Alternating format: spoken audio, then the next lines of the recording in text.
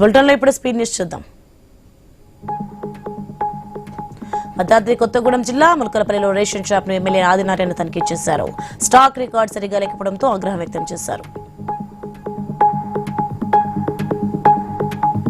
గిరిజన ప్రాంతాల్లో మత్తు పదార్థాల నివారణకు చర్యలు తీసుకోవాలని తెలంగాణ బాలల హక్కుల పరిరక్షణ చైర్మన్ సీతా దయాకర్ రెడ్డి సూచించారు. పిల్లల పెంపకంపై తల్లిదండ్రులకు అవగాహన కల్పించాలని తెలిపారు. భద్రాద్రి కొత్తగూడెం కలెక్టర్ ఆఫీసులో అధికారులతో సమీక్ష సమావేశం నిర్వహించారు.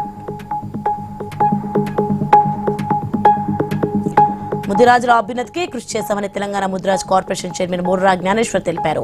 5 ఎకరాల్లో ముదిరాజ్ భవనం నిర్మిస్తామని తెలిపారు. ముదిరాజ్ కులాన్ని బీసీ డి నుంచి బీసీ ఏ చేర్చే విషయంపై ప్రభుత్వంతో మాట్లాడతానని చెప్పారు.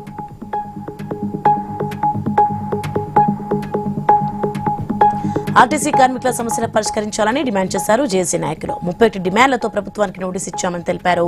హైదరాబాద్ లో డ్యూటీ చేసిన సిబ్బందిని ఇతర ప్రాంతాలకు బలవంతంగా ట్రాన్స్ఫర్ చేయొద్దని విజ్ఞప్తి చేశారు.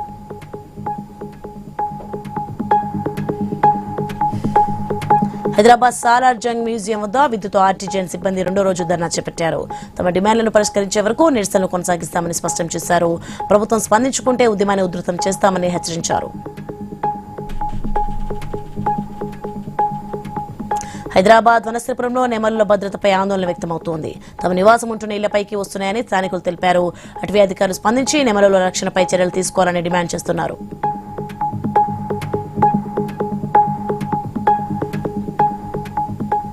చిత్తూరు జిల్లా కుప్పంలో డాక్యుమెంట్ రైటర్లు పెన్ డౌన్ చేపట్టారు. కడప ప్రాజెక్ట్ డైరెక్టర్ వికాస్ మర్మ తీరుకు నిరసనగా ఆందోళన చేశారు. చాలాసేపు రిజిస్ట్రేషన్ నిలిచిపోవడంతో ప్రభుత్వం ఆదాయానికి గండిపడింది.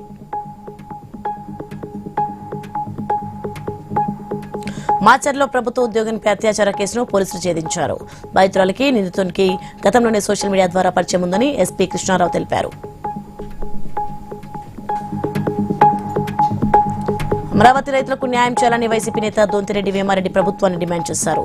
రాజధానిపై సీఎం చంద్రబాబు ప్రజలను మోసం చేస్తున్నారని చెప్పారు.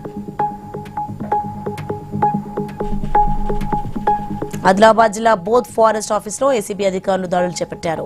పట్టుకున్న కలపను విడిపించడానికి జూనియర్ అసిస్టెంట్ పరశురాం సోలంకి డబ్బులు డిమాండ్ చేయడంతో బాధితులు అధికారులకు ఫిర్యాదు చేశాడు. 15,000 లంచం తీసుకుంటుండగా రెడ్ హ్యాండెడ్ గా పట్టుకున్నారు.